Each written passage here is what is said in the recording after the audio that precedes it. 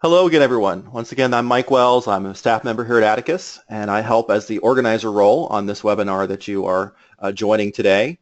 It's called The 4 Parasites Eating Away at Your Practice's Growth. But first, I'd like to tell you a little bit about Atticus itself. Atticus was founded over 25 years ago to provide in-depth, ongoing support and accountability programs for lawyers and law firms. It's our goal to help you not only increase your revenues and your personal income, reduce your stress and the number of hours that you spend in the office, develop a greater career satisfaction, but also we want to allow you to have more time for the things that are important to you in your life, such as your family and your personal interests. Today's speaker is Steve Riley. Steve is an attorney himself. He's been practicing for well over 25 years, and he's been coaching attorneys for now nearly 20 years, I believe. He's authored multiple books, and he's been a practice advisor at Atticus for several years, helping to create the programs that you may have heard of, including the Double Your Revenue Workshop, the Dominate Your Market program, the Practice Growth program, as well as others. I would like to talk a little bit about how to ask a question on today's session. If you have a question or concern that have come up to you, there are a couple of ways you can do that. You can use the chat function on your dashboard to send a message to the event organizer. That's me, Mike. If you would like that question to remain anonymous, please indicate so in your message. That way I don't use your name. Another way is to also click the hand icon on your dashboard if you have a question or a comment. And at the end of the broadcast, we'll call on you and I'll unmute you so that you can be heard by everyone to ask your question or make your comment. Without further ado, here is Steve. Steve, thank you very much.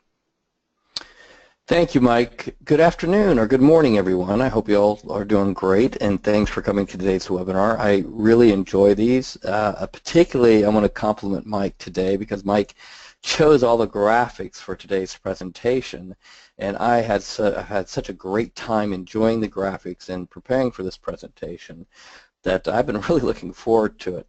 Today's webinar is a conversation for us about what are the 4 key parasites eating away your practice's growth. And we know that there are quite a few things that allow you to accelerate the growth of your practice. And we're really concerned that sometimes as attorneys, as solo practitioners and owners of your own firm, you don't see the parasites that are sucking the lifeblood out of your practice. Now, there's all kinds of different ways of describing this and having fun with it, but you can have the unbelievable emotional vampire of a bad employee that's just sucking you dry and sucking your team dry, or a bad client sucking you dry. There's also lots of little parasites that may not be as dramatic and obvious as a psychic vampire. They can be little ticks and mites and little lice that are fleas that just cause all kinds of havoc and carry disease, like mosquitoes. I live in Florida, and I can't turn on the TV without hearing about the Zika virus, which is it's just amazing how these horrible diseases are spread. It's little things like mosquitoes. And as we look at this, I want you to kind of take a step back and ask yourself, do I have one of these parasites? And is this parasite infesting my firm, and how do I detect it and eradicate it? Towards the end of the webinar, I'm going to give you some key questions to ask yourself. And quite frankly, for some of you, I'm going to have our customer services team, my 3 favorite guys, Larry, Jeff, and Daniel, call a sampling of you to ask the key questions, because I'm really curious about feedback. After a webinar like this, I always get feedback from them on what they're hearing from people that attend the webinars. And then I'm going to give my most important recommendation, and I'll tell you my strongest recommendation out of this webinar, what I really would encourage you to do. So if I'm in your office, or I'm with you, or you're in one of our programs, here's the most important thing I'd like you to take away. Here's what I want you to do. So that's our agenda for today. So when we talk about parasites, you're like, it's no big deal. I always had a running joke for years that I organize my problems by expense. So when somebody said, oh, well, so-and-so is doing that, I would have to say, is this my most expensive problem today or my least expensive problem? And I would always organize, this is my least expensive problem, then I'm not going to worry about it because I'm focused on my most expensive problem. And so, we have a tendency to tolerate and put up with really little parasites. But, a little parasite, like I said, a tick or a flea, you may not notice it. It's kind of small. It's a mosquito. You swat it. It's not a big deal. But what happens is these, there's other parasites that are not little. They're obvious, and they're terrible, and they're in front of everybody, and they're disgusting, and we see lawyers not wanting to confront them and not wanting to deal with them. And you know what they are. They're obvious. Those you can get rid of pretty quickly, and you can say, oh my gosh, this is a terrible parasite. I need to do something about this because it's grown from a little problem to a massive problem. So you know that some of them are obvious, and you can get rid of the obvious one, but the little ones that are the ones that we're going to really focus on today. And I shouldn't say little ones. I should say they look small and they look innocuous, and you won't recognize them. So today I'm going to talk about the symptoms of what the parasite will, what symptoms the parasite will cause. So you can look and go, oh wow, I got that symptom, or my practice has that symptom. Oh man, that's the name I'm going to give the parasite. So I'll tell you what the parasite we're calling, and then I'm going to give you one or two cures or recommendations to protect yourself or inoculate or cure yourself from the parasite. But just remember, some of the parasites are little, and they're not going to be obvious to you, but like a tick, a tick is a very, very small parasite, but it can do something horrible to your body, like Lyme disease, that will cause chronic disease for the rest of your life.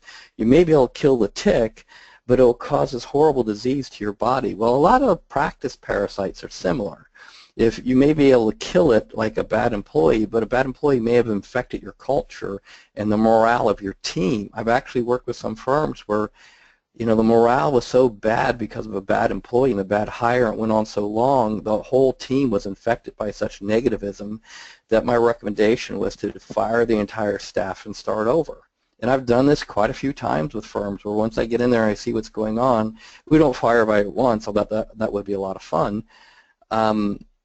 We pick the worst one, fire them and replace them, and then inoculate the new employee. We fire the next worst one, and replace them, and inoculate the new employee.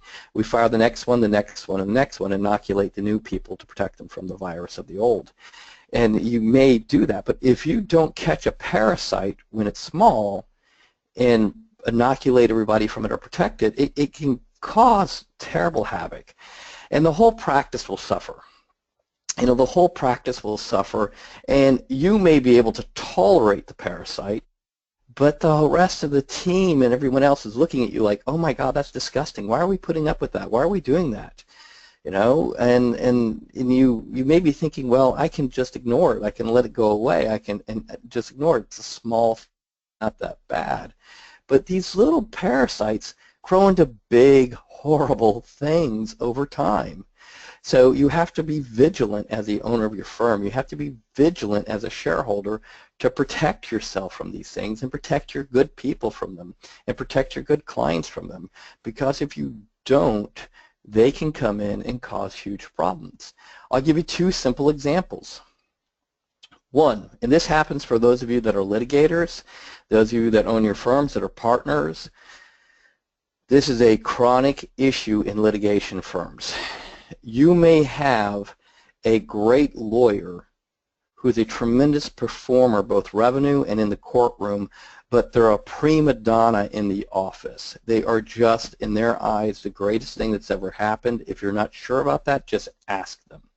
And they yell and they scream, they kick, and they're a bully in the office, and they do everything at the last minute, and they run over the top of team, they burn out team, and they, while they're a great performer and they're a good revenue producer, they are causing cultural damage and burnout to your team. So if you can't coach them through it and retrain them not to be such a prima donna, I nearly used another word there, Mike, and got myself in trouble in a public webinar.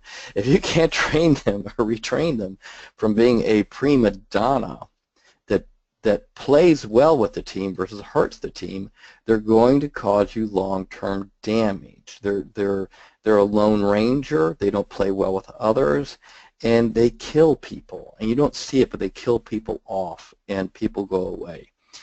Another one example, which may not be as dramatic, I like to call this the Eeyore problem. So, we have a tremendous scene from one of my favorite movies, Alien. But the flip side of that is what I like to call the Eeyore problem. And Eeyore comes from the Winnie the Pooh children's story. And it's amazing how many of these people you meet in life. Well, just to refresh your recollection, you have Winnie the Pooh, who is a teddy bear, who's just a really sweet, easy to get along with creature. You had Piglet, who was totally terrified. You had Tigger, who no matter what was always happy. And then you had Eeyore, who is the world's greatest example of a pessimist. And no matter what you do, Eeyore always had a complaint. Eeyore was always negative. Eeyore, no matter how wonderful things were, had a complaint. And so there's law firms where Eeyore may be a legal assistant, Eeyore may be a lawyer, but Eeyore is the source of negativism. They're complaining constantly. Once again, Eeyore may be a good performer, but you're not going to be able to change Eeyore's attitude about life. You're not going to be able to change Eeyore's negative, no matter how many negative view of the world, no matter how many pep talks you give them. But they're sucking the emotional capital away from the rest of the firm. Everybody avoids Eeyore. The lawyers try and put Eeyore in the back where they won't interact with clients, they won't interact with people. Because Eeyore is looking for attention all the time. They're looking for negative attention. They want to complain and find complain with them and about them, or not about them, but about others. So you have to think about this. You have to look at this. We just came back. I had the wonderful privilege of leading the Dominate Your Market program last week with Mark Powers. And we were really focused on leadership and leadership skills as an owner of a firm. How do you as a leader cause other leaders inside your firm? And one of the things that you really want to appreciate is as you grow your firms, the cultural tone of your firm can really be something that will attract great employees or repel great employees. And lawyers are always concerned about performance, which I don't disagree with. I really agree that you want high-performing people, but you want high-performing people that play within the culture of your firm. They follow your rules, they play well with others, and they perform. So you want to align those three things. Now, with that being said, let's talk about the parasites. Let's go into action with this and see what we can do to help those of you on the call think about what parasites might be draining the lifeblood of your firm. Now, as we talk about this, I want you to think about this in your mind.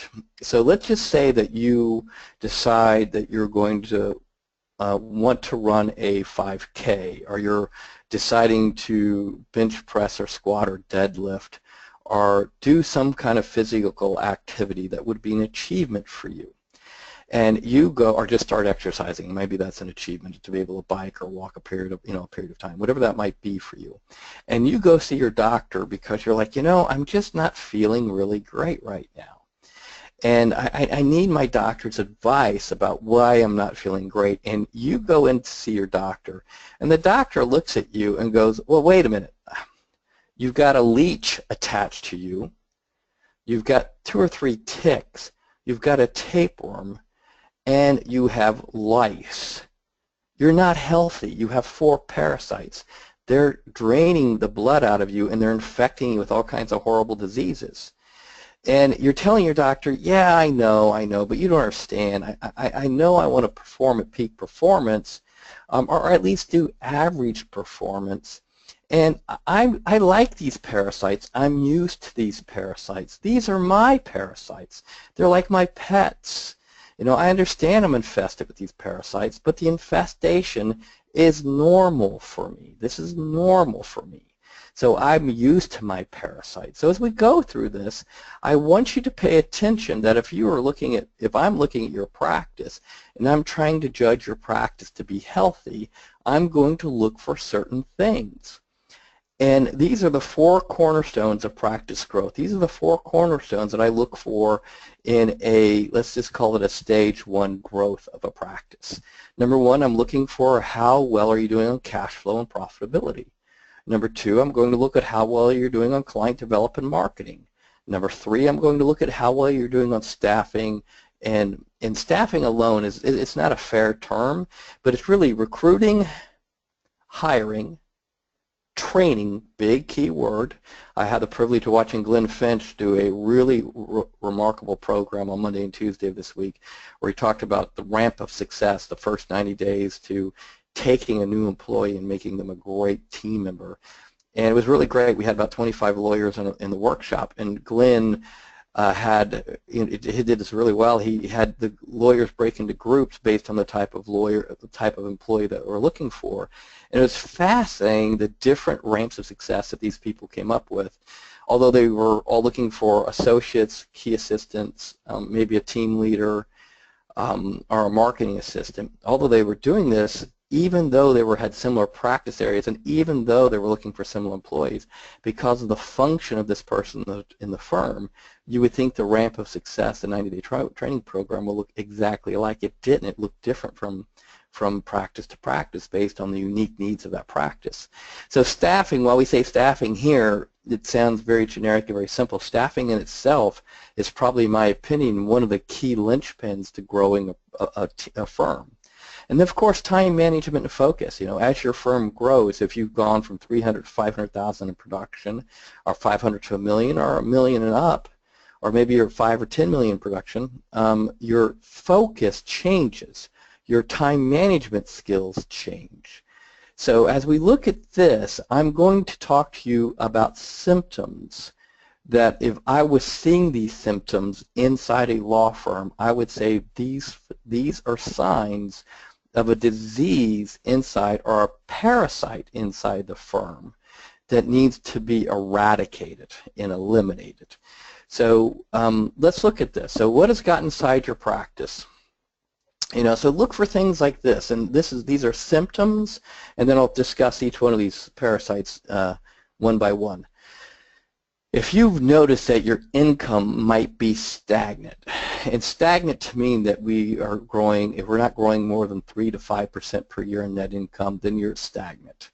Or worse, it's shrinking, then you may have parasites, more than one, multiple parasites. 2, if you notice that you're taking cases that you shouldn't because you need the cash, that means your referral process and your referral intake process is withering.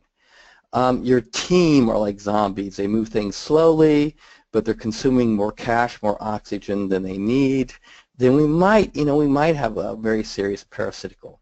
And if you feel out of control, if you feel out of control, your practice is really, really sick.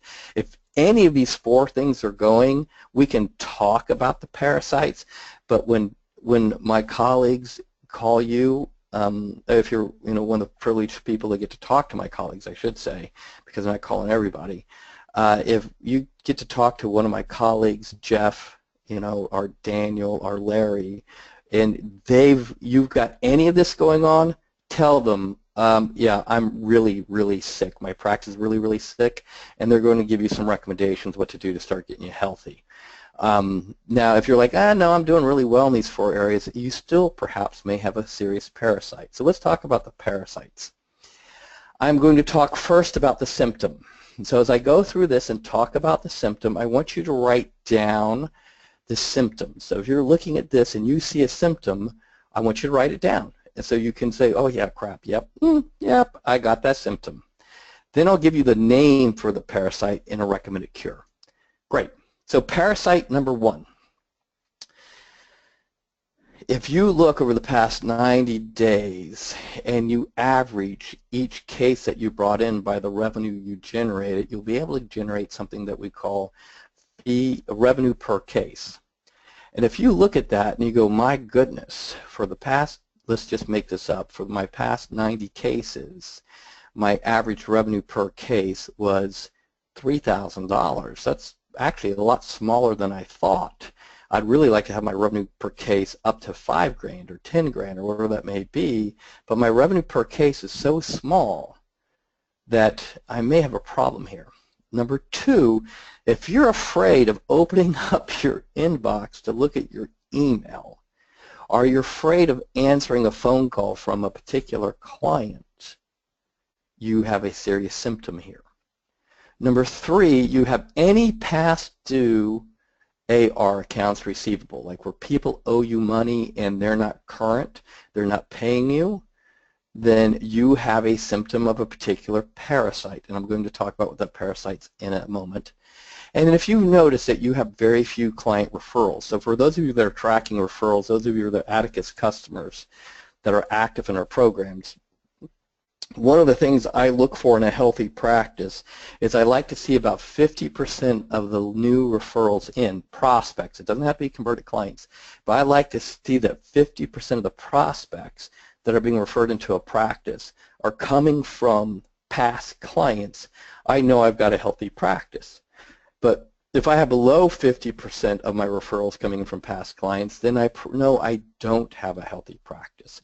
There's something off in that practice. That's a symptom. So these are four of the symptoms. If I'm a doctor, a practice doctor in this rough analogy, and I'm looking at your practice and you're complaining to me about these four symptoms, I know you have a parasite. And the name of this parasite is called Badclientitis. This is Badclientitis. So this means that you are really doing a bad job of selecting clients. You're not doing a great job of selecting clients because these clients are sucking the lifeblood out of your practice. And bad clients are like vampire parasites. They'll pull the lifeblood out of you, and they'll pull the lifeblood out of your team. So if you notice that you're avoiding phone calls or emails, and people owe you money, and you're not getting good client referrals, and you're not happy about your revenue per case, those are symptoms of bad client selection. You're just choosing bad clients. So, the suggestions, I'm going to give you two cures. One, very radical. I'm taking a deep breath. I suggest you do the same thing. Here's cure number one. Number one, fire a bad client or clients today. Look, you may be thinking to yourself, Steve, that's crazy. That's nuts. That's crazy. They owe me money. Look, here's the truth. If they owe you money and that money is more than 90 days past due, they're not going to pay you anyway. They're going to continue to suck you dry and suck your firm dry and make you work for free with the illusion of perhaps paying you at some point in the future. So if you've got a family law practice, estate planning practice, commercial lit, where you're paying paid and someone's not paying you, fire them. Pick up the phone, pick the worst one, fire them. It starts a wonderful curing process and healing process for your practice. If you're a contingency fee practice and you know you got a bad case and you can get out of it and it's not litigation and the judge will, if you can get out of it, get out of it. You guys know when you got loser cases, you need to drop them, fire the client, especially if it's a bad client. A bad client's going to be horrible in front of a jury. And you know who I'm talking about. There's nothing like quite getting a client that will just, alienating a jury. You can spend a week prepping them for trial, but if they're a bad person, they're just going to alienate the jury, get rid of the case today. And you may be thinking, oh man, they're going to file a complaint against me. I promise you that they're going to file a complaint against you either way. You'd rather deal with it now than after trying a case and getting a zero verdict and then having the client go see a lawyer who wants to sue you for malpractice because you got a zero verdict with such a great case, ignoring the fact that the plaintiff was a complete, utter jerk that alienated the entire jury. So if you got a bad case, fire it. Number two, immunize yourself now. And Mike and I have given you some tools to do that, and you can download them off the panel of the webinar process, the GoToWebinar process. And we've given you the ABC client matrix, the client intake evaluation matrix, and the PI matrix. And I'll walk you through those in a moment. But immunize yourself by identifying the difference between an A client, a B client, and a C client. And I've got the tools up on the screen for those of you that are following along. Hey, Steve, this is Mike. Just in case folks aren't sure where to find those, they're under the handout section on your GoToWebinar dashboard. You can download those PDFs from there. Thank you, Mike.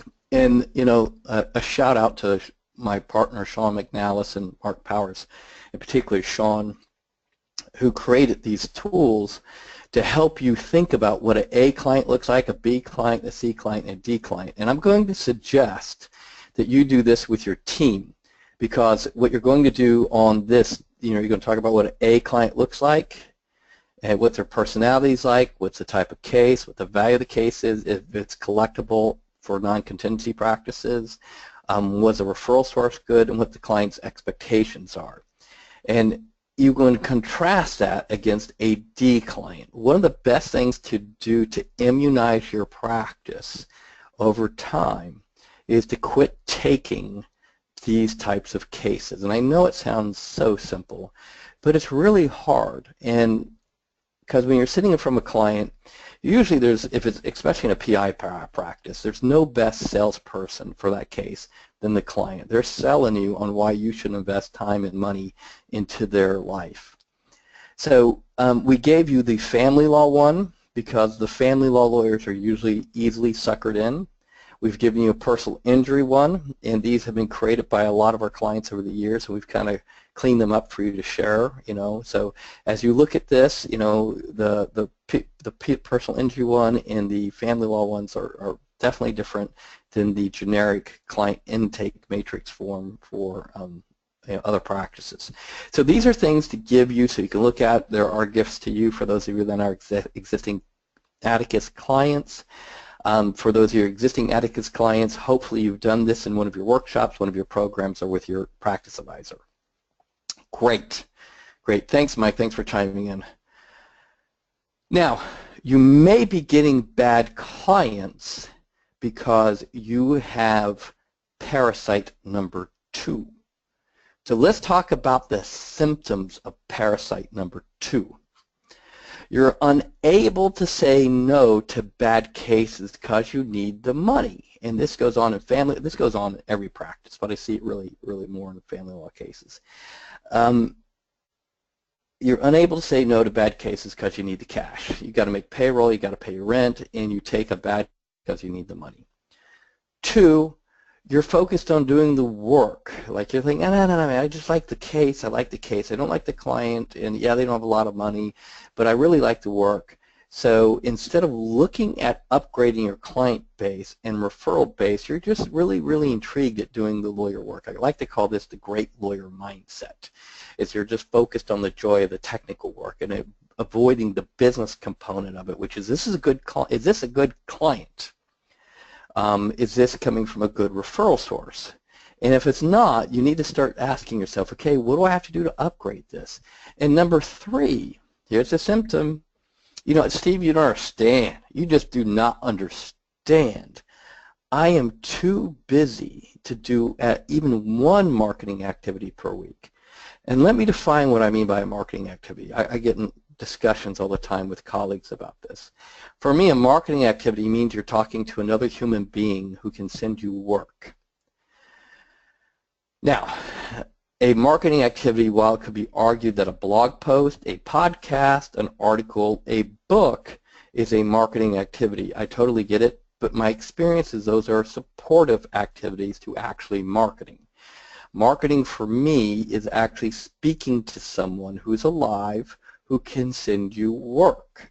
So if you are not talking to someone at least minimally one time per week, if you're less than one time per week, you have a sick practice. You are ill. Your practice is ill.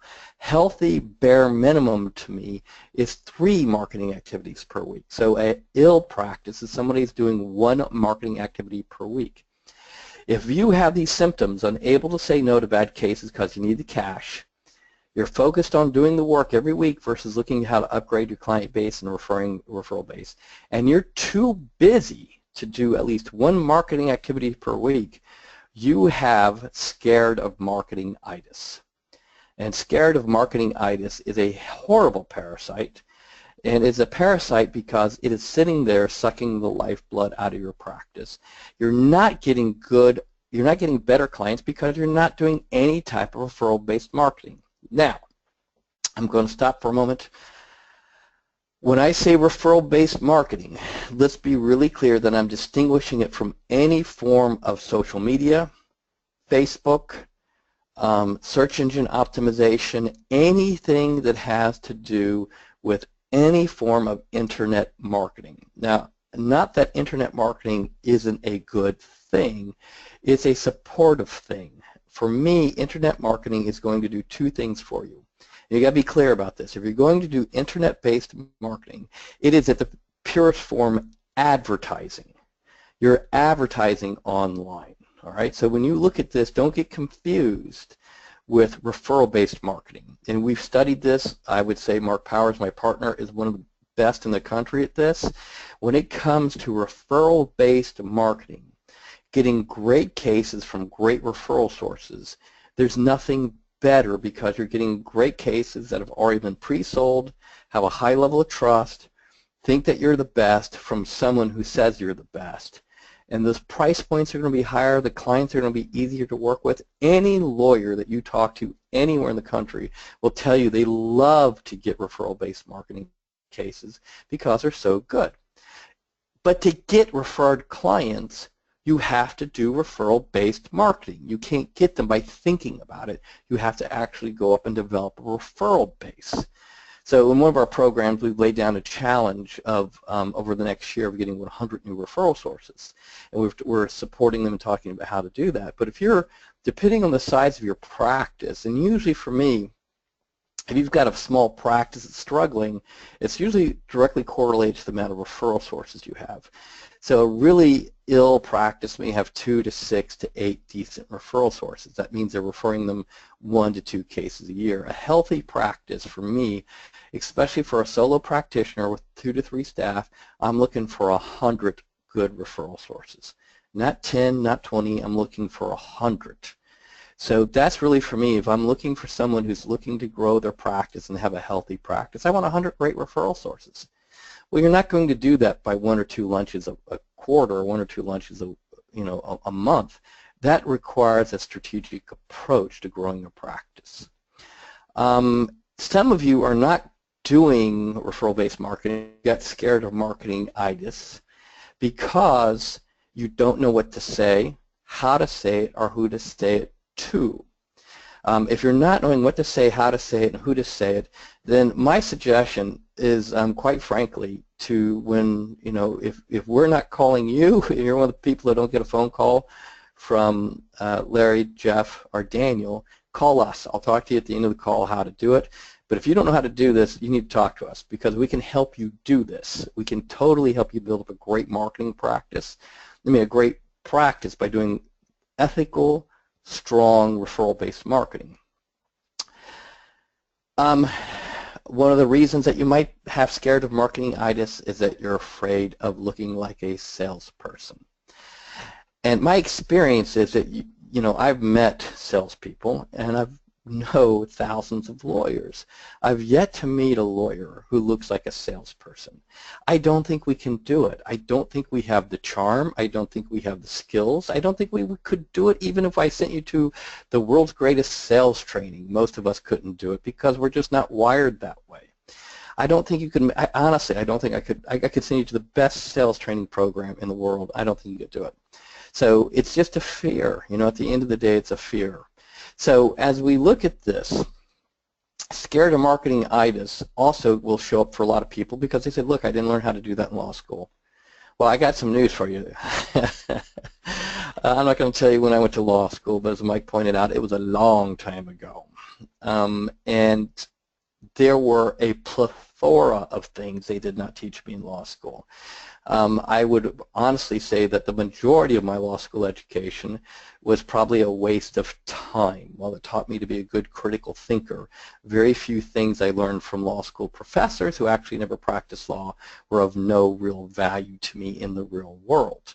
That is no offense to any law school professors here. That was not their job. That was not their function. But what they didn't teach you how to do in that law school is clearly a worthless excuse to cure yourself of Scaredofmarketingittis. So here's my suggested cure. 2 things, very simple. Number 1, schedule at least 1 marketing event or activity per week. And I don't care if that's a lunch, a coffee, a breakfast, a dinner. I would say bare minimum to keep you just off the living will list, keeping you away from your practice away from a living will. I think that's your bare minimum. I think that's your bare minimum. You have to have one marketing activity per week. If you're in the growth phase, I think you're probably at 5 to 6 marketing activities per week. So if you're looking to build a really great practice, you're not going to do it by thinking about it. You're really going to you're going to have to plan strategically how to put together a strong referral base. Number 2, if you're not sure and you can't afford to work with us and you can't afford to even do the Rainmakers program, then I'm going to suggest that you do 2 things. First, you create a script to ask someone for referral, and create a script to ask someone for an introduction. The 2 rules of thumb about this is make sure it's an ethical request, obviously, and there's a big distinction between solicitation and asking for business, okay? So let's talk about that briefly. I cannot think of a bar, a state bar in the country that doesn't have a prohibition against solicitation. Solicitation is basically when you know someone has a case and you ask them to do business with you. It's radically different than saying, hey, look, if you know anybody that looks like this and they have this particular type of problem, I'd be honored by you referring them to me. That's a request for a referral. Radically different. So if you're not sure about that, then you really need to do some reading and thinking and perhaps, quite frankly, just work with us and we can teach you how to do it. And number 2, it's got to be authentic. Don't try to be someone you're not. I think it was Oscar Wilde that says, don't be someone you're not because everyone else is taken. Just be authentic, be you, don't worry about it, just be you. And if you're nervous, it just means you need to practice this skill. Great. Parasite 3. These are the symptoms of Parasite 3. Constant interruptions. And I don't care whether it's the phone ringing, your staff coming in to ask you questions, email coming in, texts. If you're always feeling rushed or late, you don't feel like there's enough hours in the day, and you feel like your staff and your support team is not supporting you, then you have some of the symptoms of Parasite 3. The other ways that you can tell that you have Parasite 3 is your office is a wreck. Healthy for me means it's showroom ready. Like when a client walks in, it is showroom ready. Now, some of you are being very clever, being the little slippery and weaselly lawyers that we can be in the world. Some of you are going to say, oh, Steve, I got that handled. I don't let any clients come into my office. I meet with them in a conference room. That's because your office is so sick that you're afraid of infecting them with it. So tell the truth about that. Your office is a wreck. You're going to meet with someone because you're not owning you're going into the conference room to meet with people because you're not owning the fact that your office is a wreck. It's just a sign that it's so diseased that you're not willing to show anyone how sick that office is. 2, your inbox has multiple unopened emails. For us, and we talk to our lawyers about this in our programs, healthy for me is an inbox at 0, meaning at the end of the day, all of your email has been filed, delegated, deferred, decided on. You're not sitting there with 100 unopened emails in your inbox. They're organized, and you're treating it just like you would your snail mail that comes in daily. So there's a whole protocol. We did a webinar, I think, 2 months ago on how to get yourself, like the basics of getting your email under control. Number 3, you walk in and all you're doing is worried about today's activities and you're just fighting fires today, man. You're just swinging and hoping to God you can handle everything in front of you, and you go home totally exhausted, and you've done nothing from a strategic perspective, nothing that will grow your practice. All you're doing is being in a reactive crisis mode all day. If that's the case, you have a parasite that is called Lackofmanagementitis. Lackofmanagementitis. And Lackofmanagementitis is really coming from a couple things. Number 1, you're not taking time to think, plan, and improve running your practice. You know, you're have no plan, and all you're doing is running in place like a gerbil on a wheel, thinking that if you can only run faster, it will get you somewhere different. And there's so many lawyers that I know like this. They say, well, all I need to do is work harder or work more. No, that's stupid. You know, it's just totally stupid. Working harder or working more is not going to get you off the treadmill. It's not going to do it. What we have to do is get you to take a different approach to practicing. And the term for this is called metacognition. It is a fancy term for helping you think about how you think. Because the practice that you have today is a direct result of most of the thinking that you did 3 to 5 to 10 to 15 years ago. So the practice that you have today has grown out of thinking that you did before. The practice that you want tomorrow has to come out of new thinking, because the habits, the thinking of today will only give you the practice of today. So to actually grow your practice, one of the most important things that we have to do is get you to take time to think about how to do different things, or how to apply different strategies in your practice. To grow your practice, your business skills must evolve to support growth. So some of you that have attended our webinars in the past will recognize this particular slide, because to grow your practice, you really go through 3 different evolutions of time management and focus. First, you learn to manage yourself. Second, you learn to manage your team. And third, you learn to manage your managers who are managing your team. If you don't do that, if you don't evolve over time, then your revenues flatten, your income declines, because you're still thinking about how you thought 10 to 15 years ago. You haven't shifted your view of how to run a practice. So here are my suggested cures if you have this particular parasite. 1, learn how to say no. You got to learn how to say no to bad cases. We talked about that in Parasite 1. Number 2, you have to learn to quit over volunteering. This is very difficult. Some of us have the personality types that love to be busy and active on committees and boards and this and that, but you have to work evenings and weekends because you're not making any money. You're over volunteering. It's like overeating. You need to go on a volunteering diet. You need to stop. My suggestion is only volunteer for one thing per year that you're passionate and you truly care about. Don't get confused with some of the bar functions that you're volunteering for now that you think perhaps may give you leads or connections. My experience, it doesn't work. And number 3, you got to watch for distractions. You have to watch for the distractions that are pulling you away from being focused on growing your practice. Number 2, you have to plan time to plan. Usually for me, a really strong quarterly focus, and I usually like to, it's one of the things that we do in all of our workshops. I like a very strong quarterly focus that allows you to think through how you want that focus to work, how you want your practice to work for the quarter. It's very, very important.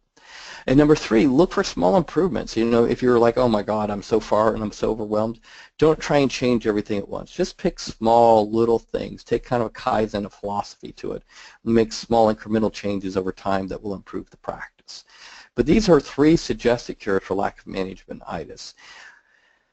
I can't encourage you enough to appreciate that one of the big leverage points in growing a practice has everything to do with taking 2 to 3 days a quarter to stop practicing and think about how you think and plan and learn on how to improve your practice.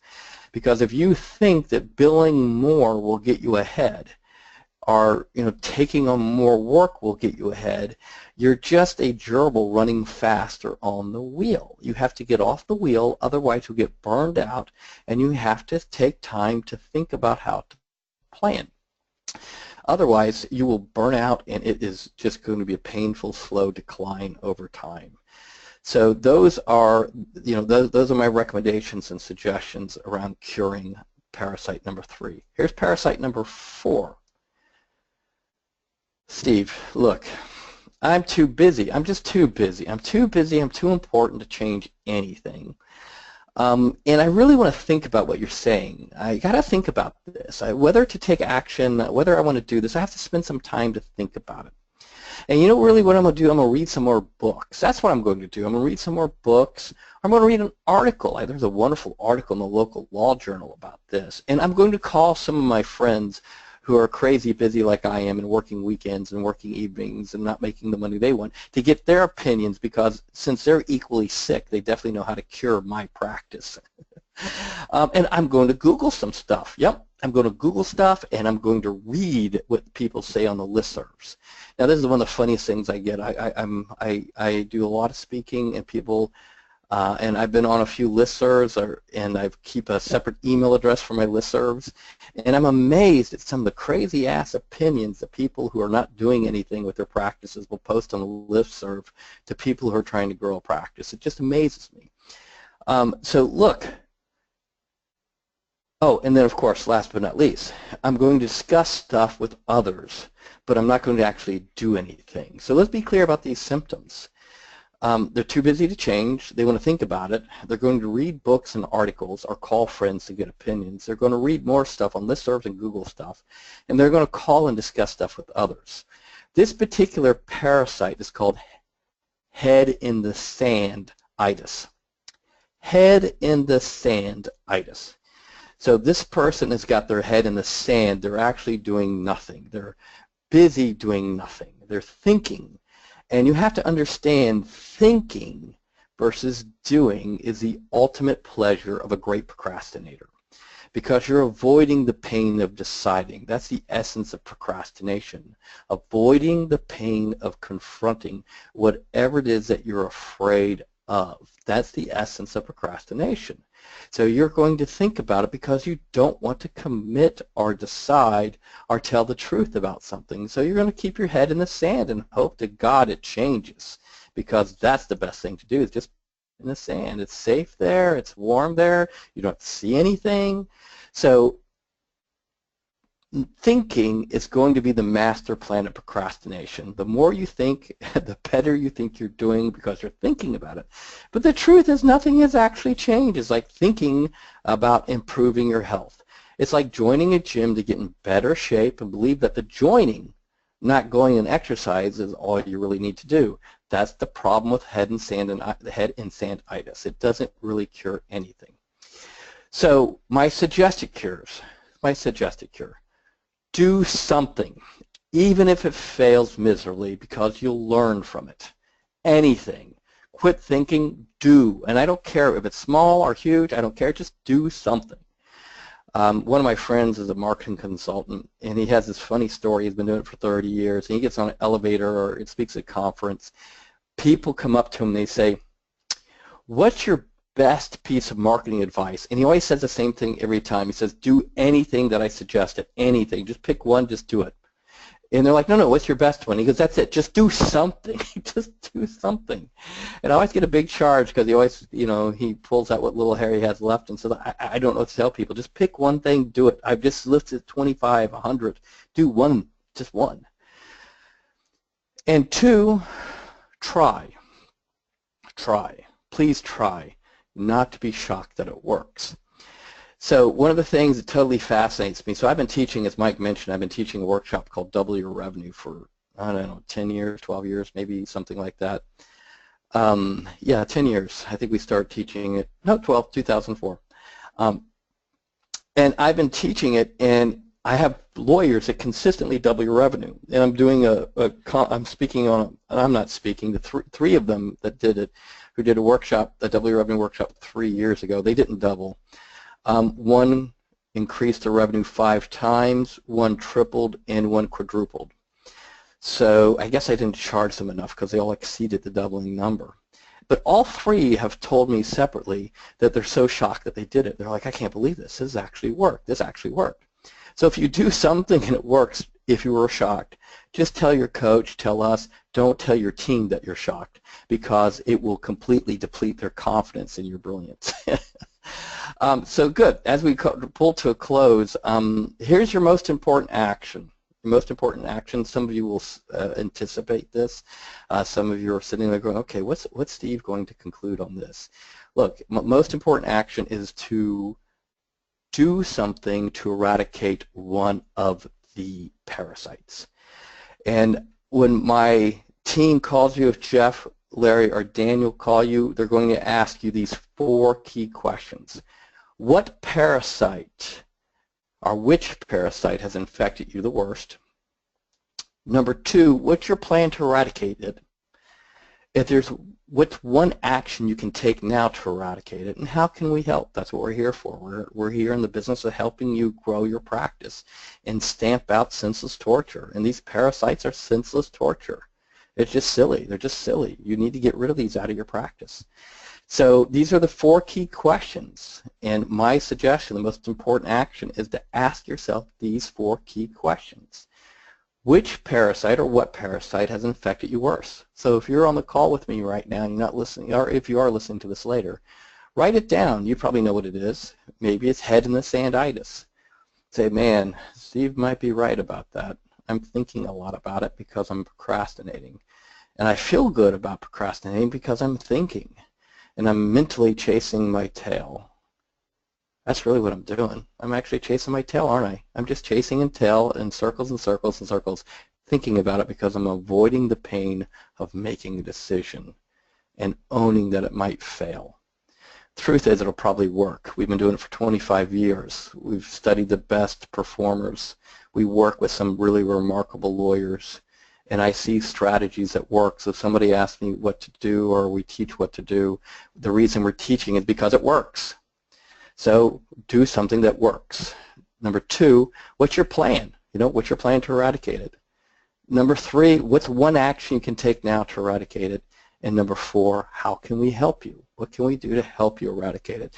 So if you have the opportunity of talking to Larry, Jeff, or Daniel, who are just remarkable guys, absolutely remarkable, and you're silly, if you get the pleasure of having one of them call you, you're silly not to take the call. It's just silly. It's just a waste because we're paying them to help you for your practice.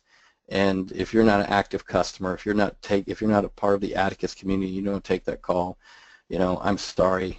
It's like throwing a rope to a drowning person. I'm trying to throw you a rope. Take the rope. Take the call. So if you're sitting here going, Steve, I'm in. I got all 4 parasites. I don't have one, Steve. I got all 4 parasites. What do I do? Simple. Very, very simple. The first thing you got to do is start with a diagnostic. Which parasites got you the worst? And what we do is we do a practice growth diagnostic. And it does 2 key benefits. Number 1, you're going to talk with one of our practice advisors. And they're like doctors for your practice. And they're going to look at the 4 areas that we consider healthy. Marketing, which is client development, time management, staffing, cash flow. They're going to have you self-score this and talk to them. And number 2, they're going to talk to you about your disc and how we can use your disc as an advantage for you and have you swim with the current, not against the current. What's your investment? The investment is probably far less than what most of you charge hourly, which is $295, which includes the pre-call assessment, the disc itself, which is in some cases worth $125 value, and a teleconference with one of our advisors that will give you some recommendations. If you are online right now, you can go to atticusadvantage.com/get started and register for your practice diagnostic, your practice growth diagnostic. If you're not sure about that, then take the call or pop Mike an email, and he'll forward your email to Larry, Jeff, or Daniel, and they can talk to you about what's going on in your practice, and they will more than likely recognize or encourage you to have a practice growth diagnostic, or they may make another recommendation. Excuse me. Other things that are upcoming I want to tell you about quickly. We are going to have the one and only Mark Powers do a webinar on September 1st at 12 p.m. Eastern called the Aha Moment. Hey, Steve, just let everybody know, if you're not familiar with Mark Powers, Mark founded Atticus over 25 years ago, and he's one of the most respected and renowned practice advisors in the country. So if you put it on your calendar to be there, make that investment in yourself to be on that webinar. Mark's awesome. You guys, Mark's awesome. I love Mark. Number 2 is October 4. we're going to do, but I can't do that. The 10 big lies about practice growth. We have had tremendous feedback about this particular webinar, and a lot of lawyers have talked to us about this webinar, so we're putting this one back on the calendar by popular demand and dropping one off. With that being said, there's upcoming programs I want to mention to you. The upcoming program, you can talk to Larry, Jeff, or Daniel about this if you talk to them, or you can email us. We have the Practice Builder coming up in October, the 27th, 28th, and that's really an entry-level workshop to check us out and us checking you out. The August Practice Growth Program is already sold out, which if you are interested in talking about the Practice Growth Program, which focuses on the 4 cornerstones of growth, by all means, let us know, and we will make sure you get on either on a waiting list for that group, or make sure that you get pre-registered for the next group, because these things sell out in advance. And then, of course, we have a program. If you can't really afford to work with us and you're at a point where you're trying to figure it out, we have this wonderful new program called Rainmakers Plus, which is a very modest investment to focus just on time management and rainmaking. So if you're not sure what to do, let us know, or talk to Larry, Jeff, or Daniel, and they'll help you with that. Now, Mike, before we open up for questions, which we'll do, I just want to make sure, ladies, gentlemen, please, if I can drive a stake in one particular parasite right through the heart of this vampire, I would really like to drive a stake into the vampire called I Want to Think About It. And I have seen more lawyers waste decades thinking about stuff and doing nothing. It is probably the most awful, insidious, self-delusional conversation. Thinking about stuff is the booby prize. Doing it is where you learn. You can think about trying a case. It's a whole different ballgame when you actually try a case. Same thing about growing your practice. There's one thing about thinking about it. It's another thing to read a book, but it's a whole different thing to do it. We're in the business of doing, not thinking. So I would really encourage you not to think, but to do. Okay, with that, we'll take a few questions. Mike, I'm concerned I might have run over, and I know I've got a call backing up against this. Sure. So let's see if there's any questions. We do have a couple of hands raised. Take a few questions and wrap it up. We have a couple of hands raised, and then we have one question that's been chatted in. The question from Robert is, in marketing, what do you consider an event? And I know you mentioned, lunches and coffees, also maybe even doing some workshops. But what are some other things you might consider a marketing event? That's great. So that's terrific. So the first thing, and Robert, if you could email Mike your email, and I can have one of the guys, Larry, Jeff, or Daniel, talk to you in greater detail. But I'll give you some quick feedback about this. A marketing event is any time that you're with existing customers, clients, existing referral sources or potential referral sources, and there's a interaction of any form. So I'll give you examples of interesting events. So one of the things I used to do, if you ever saw me, you'd understand why this was something I used to do, is I used to do cooking. I would set up cooking classes for some of my referral sources. Some of the events that some other people do are golf tournaments. An event is a happy hour, which is something that you could do. I have one of my lawyers who's a phenomenal marketer. She has a book club. It could be a lunch and learn. It could be a study. Anything where there's more than one person I would consider a marketing event. However, if you're just starting marketing, an event for me is, like you said, it could be just a one-on-one meeting. I used to do a lot of meetings with my referral sources at their offices so I can meet their staff and get a good vibe for who they are and what was important to them. So that would be a quick response to that. So we could probably do a whole day program on what a marketing event is and how marketing events work. I believe there's 2 or 3 teleseminars and webinars just on the Rainmaker curriculum on that topic alone. So that's a real quick response, Robert. I wish I had more time to give you greater detail than that. But I would say make sure Mike gets your email, and we'll have Larry, Jeff, or Daniel reach out to you and see if they can. Yeah, I've got everybody's get you more resources on it. If you registered for this webinar, I've got your email. I have a couple of hands raised, and if we have time, there's a few more questions that were typed in. First, I'm going to call on Adam. Adam, if you're out there, I'm going to unmute you at this time. Adam, you are unmuted. What was the question? You raised your hand as if you had one. No, not me. Okay. I'm going to mute you back, Adam. Sorry about that. Okay, right. Okay, we have time for a couple more questions that were typed in. One is, why aren't volunteer activities productive in developing business? Rarely. Rarely are volunteering activities going to be productive in developing business. I rarely see a volunteering activity that is a causal relationship to developing business. So it really depends on what that activity may be. So I'd say 1 out of 10 do I see a volunteering activity actually connect to business development.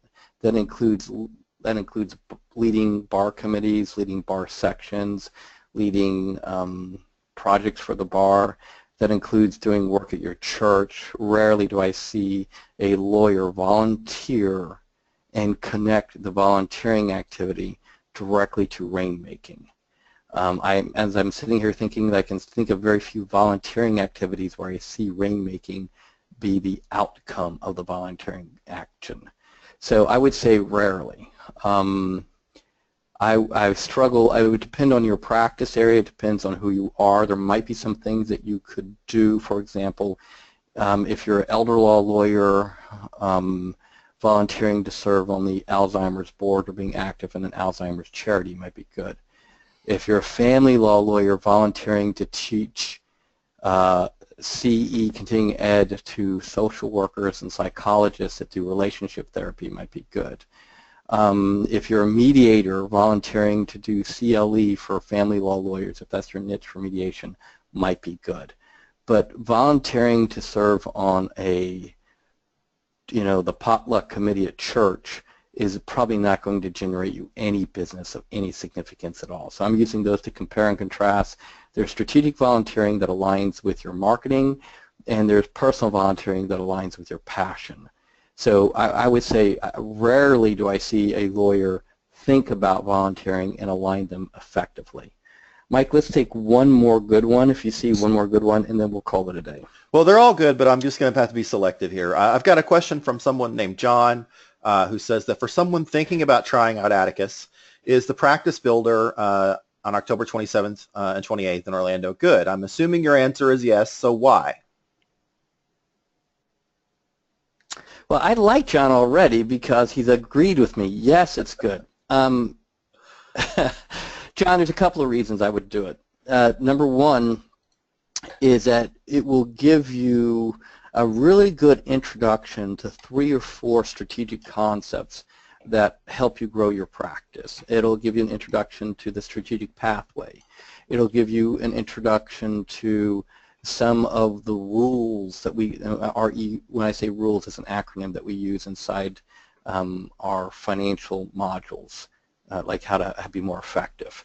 But honestly, for me, the most powerful thing there is to be hanging out with 3 or 4 practice advisors that have been with us for 10 to 15 years that do nothing full-time but help lawyers grow their practices. So for me, quite frankly, to be able to listen to them talk about some of the ideas that they've had to help lawyers grow their practices, talking to other lawyers about things that are doing that help them grow their practices, and that, to be there for a day and a half to 2 days, doing nothing but thinking about how to take your practice to the next level, you can have a better return on investment than that. I just don't know. Yeah, and what you could do to get more leverage. We did have somebody just type in, absolutely attend the practice builder. My partner and I did it, and it was very beneficial. So somebody on the call attended. There we go. So yeah, there's a good testimonial for you right there. Folks, I'm afraid that's all we've got time. And I just want to let everybody know that we did record today's session, and a member of our team will contact you with a link to watch the video and copies of the materials if you didn't download those from the handout section, or if you have any questions. So you'll be hearing from us. Thank you for joining us today. Thank you, Steve. Everybody have a great day. Thank you, everyone. Good job, Mike. Thank you, everybody. Bye.